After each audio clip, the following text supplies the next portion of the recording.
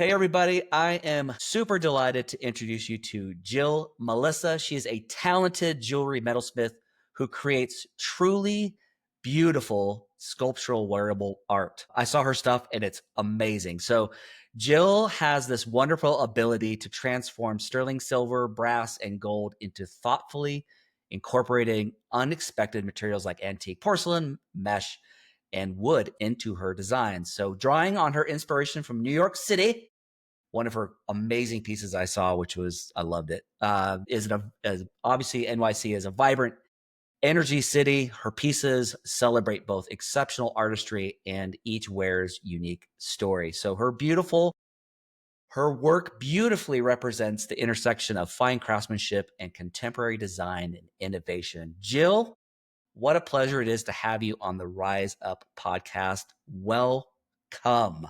How are you doing Thank today? you so much. Jill, thank you so much for carving out some time today. All right, we're going to start kind of broad story, broad spectrum, and kind of get into the weeds a little bit about your story, your journey. So let's kind of go back to the beginning. How did your jewelry brand get started? And then what do you stand for today? Okay. Let's see. I was living in New York. I'm from New York, and I was working in office management and human resources, and I was looking for a purpose. I was adopted when I was 2 weeks old from Bogota, Colombia, and I didn't really have relatives to see what my strengths and weaknesses were. So it made navigating a career a little difficult.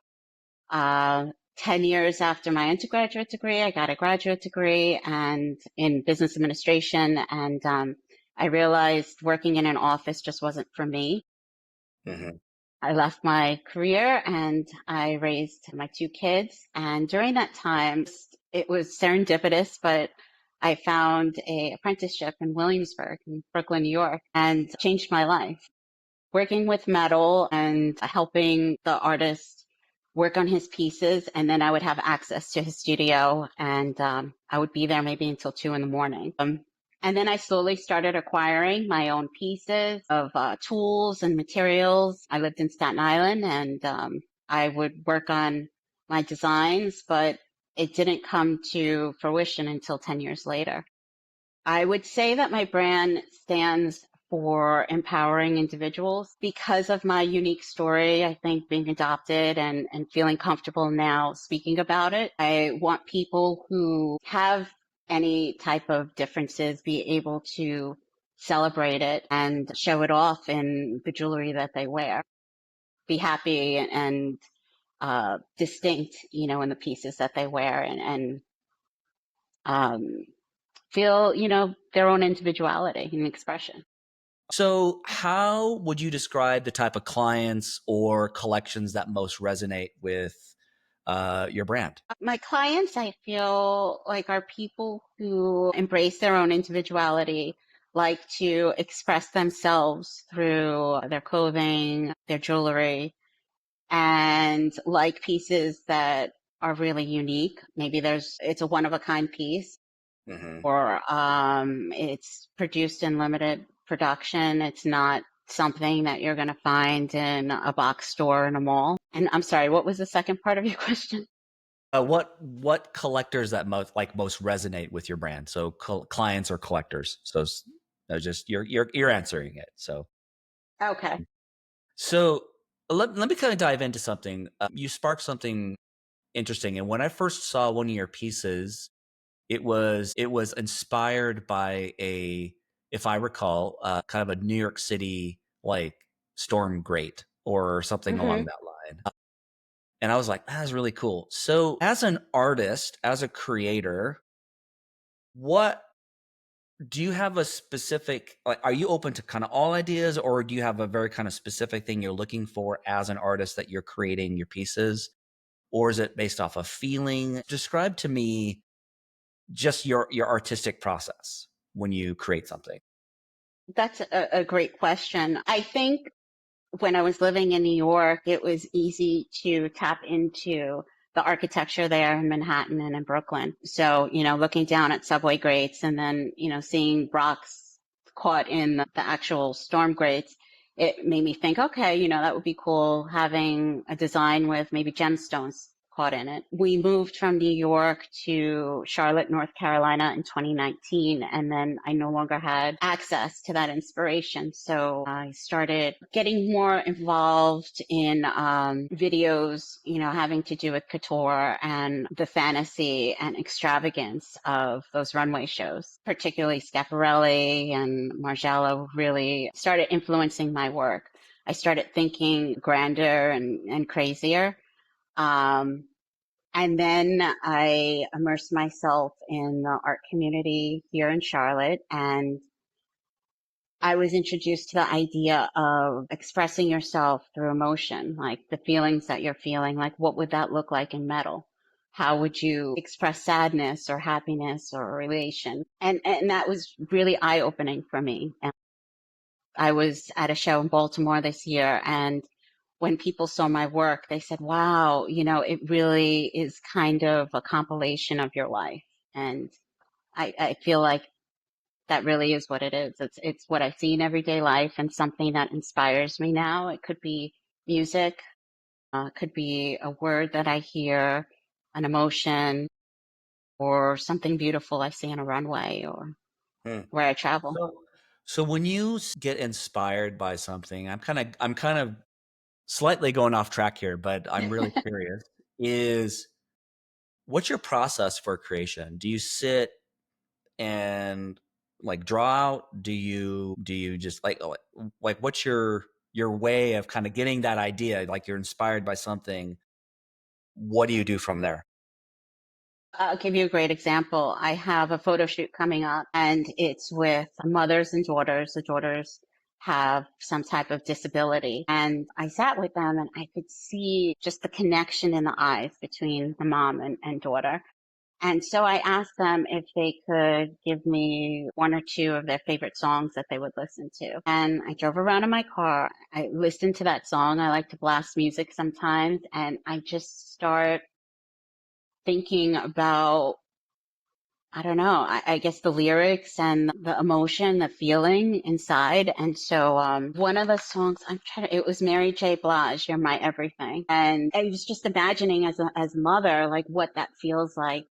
You're saying your child is your everything and you're feeling it. So what does that look like? And for me, that's a braid. You're intertwined and it's maybe a circle and a brooch. And the mom had asked me if I do hearts, which I normally don't. But then I was thinking, that would be pretty cool to end it off with a heart or maybe two hearts. I haven't made it yet, but I can visually see it based off of that song and that feeling. So do you have a And so I particular sketch it. I will yeah, you sketch it sketch it and out. start getting to Um, fleshing out. You know, Yeah, I if it's a 3D design, I'll print it out at home and see if it fits well, if it's wearable. If it's hand forged, then it will be sketched out beforehand, and there will be some forethought before that design's created. So yeah, that's my process. Is there particular metals or gemstones or anything that you really like? I love working with these, or you stay away from other ones. And is there a reason why? I stay away from gold because of the price. I do like to plate in gold when I feel like the design will benefit from it. I tend to gravitate towards brass and sterling. The sterling that I use is non-tarnished sterling, so it will tarnish, but at a slower rate. Brass I like because I can still get that gold color, but I can go big. And I started working with steel. Okay. So do you like no titanium or any of those? Like, are those, I've No, never, I mean, pardon my ignorance because I don't create jewelry. So, like, are those really hard metals to work with? I've never worked with titanium. Okay. Steel right now has been the hardest metal that I've worked with, and I don't know. I think it's really cool, a cool metal, but I think, consumers like sterling on their skin. And if you're going for that gold color, brass or plated brass, plate Yeah. it in gold. So is everything you do commission based, or do you do collections that how do you determine what to keep, what to do for one-offs, what do you do for other, as the more of the, I want you call it more volume, I guess. Like, is that the right Yeah. term? A collection more of the same. Yeah. So how do you do that? I like to follow what the fashion houses do. So it's like ready to wear and couture. That's how I think of my lines. So I do have one of a kind pieces that aren't going to be replicated. And I think of that like a couture gown. And then I do have pieces that can be produced in limited quantities. And that's good if I'm working with a store or a museum or something. Yeah. Okay, very cool. So, kind of shifting gears a little bit in the jewelry industry as a jewelry maker, designer, what kind of shifts are you seeing in the industry this year, next year? What do you, from your point of view, what are you seeing? I see that gold is very expensive and it's influencing a lot of designers with how they're using gold, but gold is popular. It's more popular than silver right now. And gold is also more expensive than platinum, which is pretty crazy to think about. I also think that technology, specifically 3D technology, has influenced the industry a lot. So there's a lot more pieces that are being produced with 3D technology and not necessarily by hand. Hmm. So, what do you have a particular opinion about that? Or you're like, yeah, I stay away from that, or is that something you will incorporate in your business model? Oh, I love it. I love having access to multiple ways of designing jewelry. I like the traditional metal smithing techniques, Yeah. but for me personally, it's what's going to give me the best result for the design that I want to create. So sometimes that is using 3D technology, like the subway grate rings that you had mentioned. Yeah. I wouldn't be able to create that if I was doing it by hand, but some pieces need to be created by hand, I think. And the look is completely different. It just depends on the design. What it is, where you're going for. Okay. All right. So, Yeah. in your business right now, what's kind of getting the most attention for you right now? Is it sales? Are the tariffs impacting you? Like, what's kind of keeping your eye, focused on that? I'm still in the building stage, so I would say Okay. sales. That's really where I'm focused right now. Okay. Are you using AI in your business at all, like from a marketing standpoint or from a design standpoint or anything like that? It's kind of a hot topic as of late. I'm just Yeah. Never for design, okay.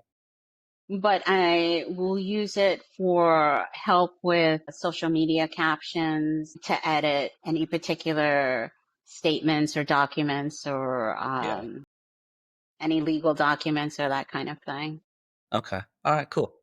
So, what's so far this year? What's been the most exciting thing that's been happening? Any business wins or client wins or stories or anything you like to share that you're like, man, I'm really proud of that, or that's a really great story that you'd like to share with somebody with us.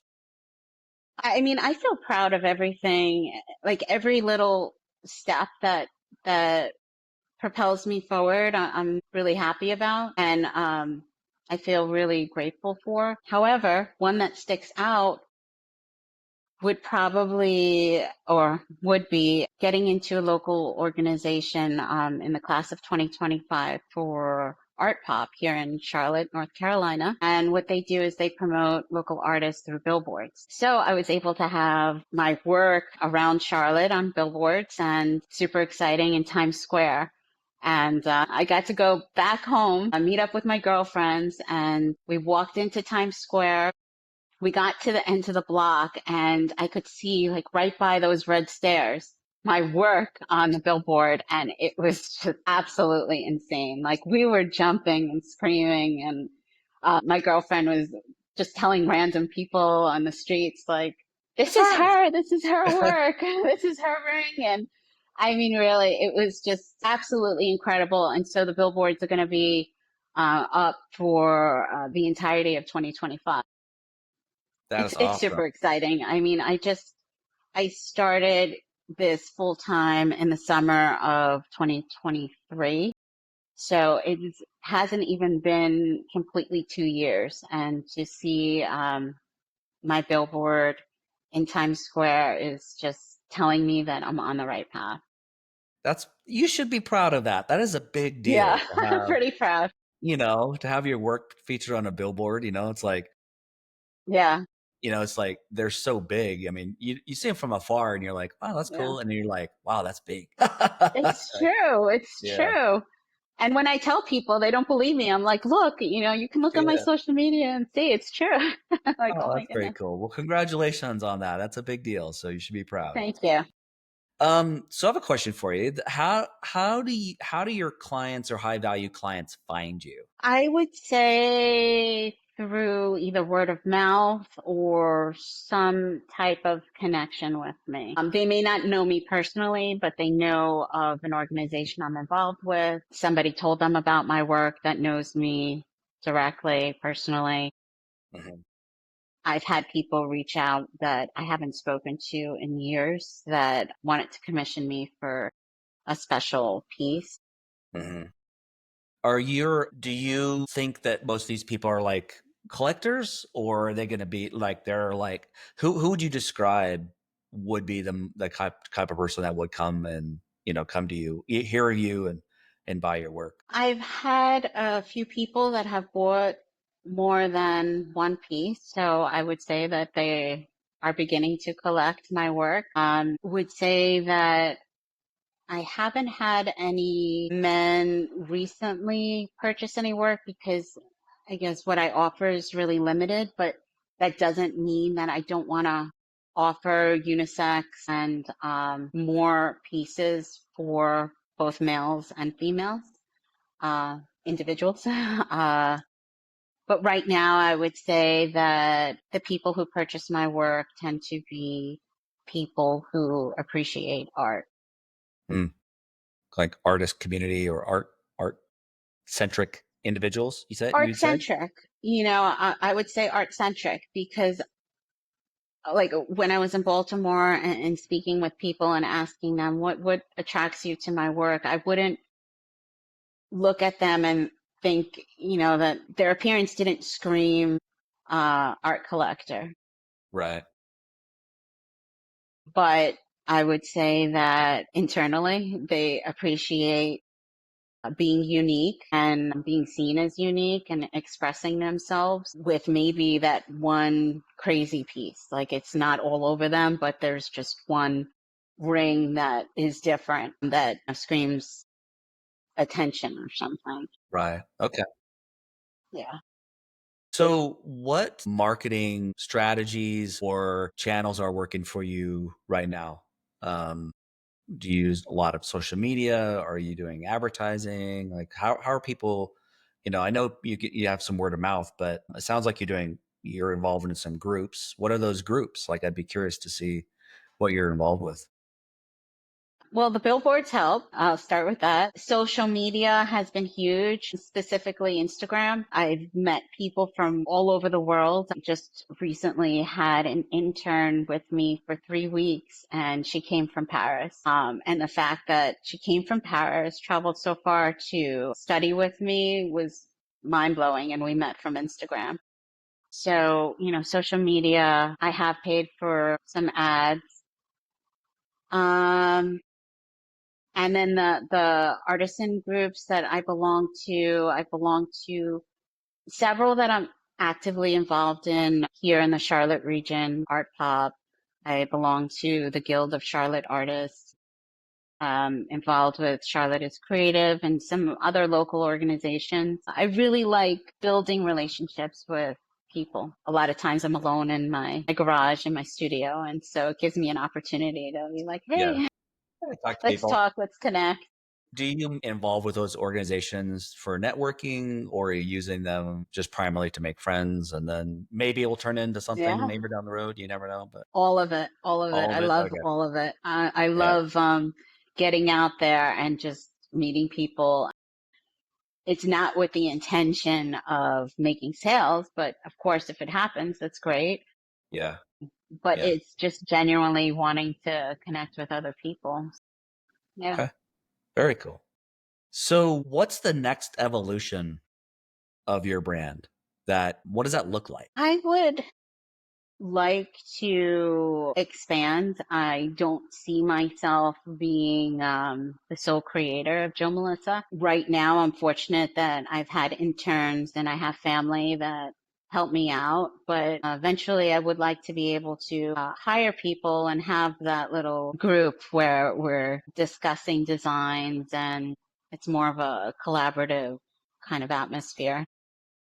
So, would it be fair to say that you'd love to be more in the creative role and then have people help you create the pieces, like, and then you could be more of the what I call the not the Wizard of Oz behind, the Oz behind the curtain, but Yeah. the brand, the designer, or do you still always You want to be know, involved with the hands-on? I've thought about that. Uh, I like creating. I like getting my hands dirty, but I also like the business side of it. So I don't know if it would come to a point where I would have to choose, but I do like doing both. It's just that it becomes a little difficult when you're a one-man show. So I don't mind relying on other people. I do rely on other people. I try to find the best people I can in their own specialties to work with and partner with.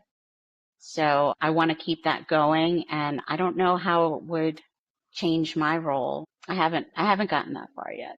All right, well, time will tell, right? I guess. Yes, yes. So, if you could kind of wave a magic wand metaphorically, um, and fix kind of one thing in your business, what would it be? I would have to say organization because I'm pulled in a lot of directions, especially when I have events coming up. And I work out of two locations. I work out of my home studio and I work out of an art center in Charlotte.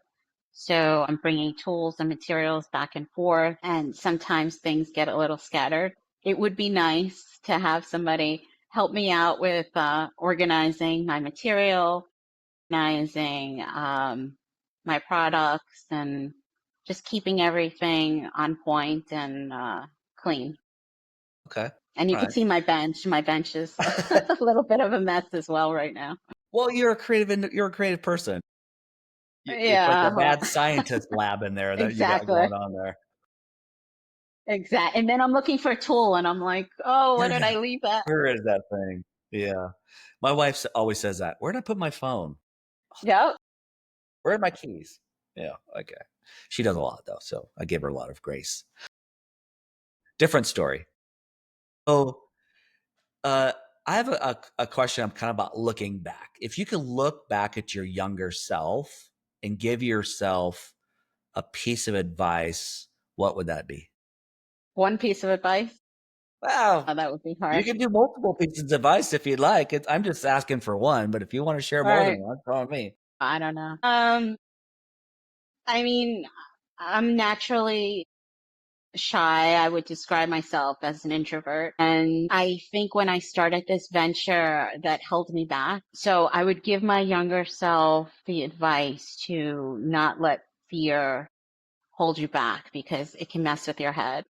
It tells you all these crazy things and it doesn't always help you. I think when you overcome that fear and you put yourself out there, that's when the growth happens, the transformation happens, and you notice positive things start opening up for you. Putting myself on camera was terrifying. Putting myself on social media, terrifying. Putting my work out there so people could judge it, absolutely horrifying. And Terrifying. if you Yeah. told me I'd be doing a podcast right now on camera speaking with you, I would never believe it. But here I am. You're doing great. You're doing great. Thank you. But I do it because I'm pushing myself because I know that the end result is not the only thing important. It's the climb that's important, right? It's the process, the journey. So that's what I would tell my younger self is just to recognize the fear, understand the fear, but push through it. Hmm. It's interesting. It's a common. I've been hearing that quite a bit. I've been talking to different business owners at all different levels, and that seems to be the same. Really? challenge that a lot of people face, and I'm not excluded from that as well. Doing this podcast is putting myself out there as well, and so it's like, could I be a better interviewer? Definitely. You know, No, no, no. but you got to start somewhere, and it's like, putting yourself out there. I've realized that, when you do that, and you're a testament to that, that people just realize they're not alone in that as well. We're both experiencing it, you and I, even in this very moment. Yeah. So it's what you do with it that counts. So Um, true. but I keep hearing that, and you're echoing something that I just want to let you know that you're not alone in that journey either. Wow. And so I'm glad you said that. I really do appreciate that. And it's funny, just on this topic, I had met a young girl. She was working in I don't know, she was somebody I met, and she was interested in putting herself out there with her small business. And I thought she was really talented. And I was like, why aren't you doing that? You really should be. Mm, And it was the same thing, like going on social media and worrying about trolls and worrying about, the negativity that could be thrown at her. And it's funny because it's like I told her, you kind of feel like, oh my goodness, I'm going to put this post out and I'm going to receive, maybe negative feedback or whatever. But there's so much content out there. It's like you have to be dancing naked to get attention. It's like yeah. nobody's caring, And like even you that may really not have even to do do anything. something. It's true. It's so true. And it's like, I know when you start, it feels like everybody's paying attention, but really nobody cares. It's like you really have to do something, I don't know, really bold to get Egregious. that Yes, attention. to get Yeah, attention. exactly. Of Do trolls exist? Yes, they do. It's course. unfortunate. That's the world we live in. But, I've found, and I bet you, if you might be able to echo this, that if you're just authentic in what you're doing and you're real about it, then you're you're gonna be fine, because you're Mhm. being you, and people want to see that. That And is so true. and everyone's tired of the fakeness, or at least that's just kind of my position. I'm trying not to make this about me, because it's not about me, but it's I just realized, I've known, because I've done things in my life, and where you're in the spotlight and you feel like you're being judged. But I found that the more that we're authentic in what we're doing, whether that's in your craft, the way that you speak, the way that you write, whatever that is, you're gonna be fine. Um, It's so because true. people are self-centered. It's true. Yeah. But I that was have the to idea agree of with doing this you. podcast, because I want to be able to highlight people's stories. I want to be able to share your journey through creating the beautiful pieces that you create, and being a mom, and being an entrepreneur, and being a member of your community, and all that you're doing, and even having your work on a billboard, like that says Thank you. something to who you are as a person, and the challenges that, you know, that you've, I'm assuming, have overcome, or continually to work through, being adopted all the way through being where you are today, and how you carry that into what you do. And so it really does speak a lot about your character, Jill, and the work that you do, and I'm proud of you. So if Thank you, anybody's telling Justin. you I'm proud of you today. Thank So you. you're welcome. So I have a question for you. Is there anything you'd like to kind of highlight, or, to promote, or you think something you got going on in your world that you like to let people know about? I don't have anything major going on right now, but I would ask people to check out my Instagram page. That's Jill Melissa with a Y. Check out my website. Reach out to me if you have a good collaboration or just want to chat. I love meeting new people, and I really do love building relationships. So it would be awesome to hear from people. Cool. And if you're in New York City, or you see your work on a billboard, Oh yeah, that's let her. me know. That's her. Let her know. Somebody did Tag her. that. Tag her. Somebody did that. There was a TikTok of someone dancing, and my name was in the back of him dancing in front of the red steps. The billboard was up, and they tagged me, and I'm like, "What is this?" And then I noticed it was You're like, like, what? Yeah. yeah, it was really pretty crazy, but Hey, I take was it. appreciative. Take Yeah, it. I was appreciative. Yeah. So one last question, and this is more of an I don't know if it's ethereal, if that's the right word, or whatever. But what would you want somebody to take away from your story, from hearing your story, hearing about your work and what you do? Mm. I would say everything that we spoke about. It's okay to be vulnerable. It's okay to put yourself out there because there is going to be somebody that your story will resonate with and they need to hear it at that particular time. Yeah. You know, the more I spoke about being adopted, it was crazy the people I've met that I would have never known that they were adopted as well. A buyer, a wholesale buyer from me, he and I connected when I think he mentioned first, or I mentioned first being adopted, and they were like, "So was I." And this gentleman was in his 70s, 80s, I don't know, but we connected instantly. And so, just being vulnerable and stating your truth, I think, helps you in whatever journey it is that you're on, and embracing what makes you different. I was talking to my mentor about feeling like my jewelry doesn't really fit with a lot of the jewelry that I see out there. It's not, I wouldn't define it as fine jewelry. It's not dainty jewelry. Describe it as sculptural jewelry.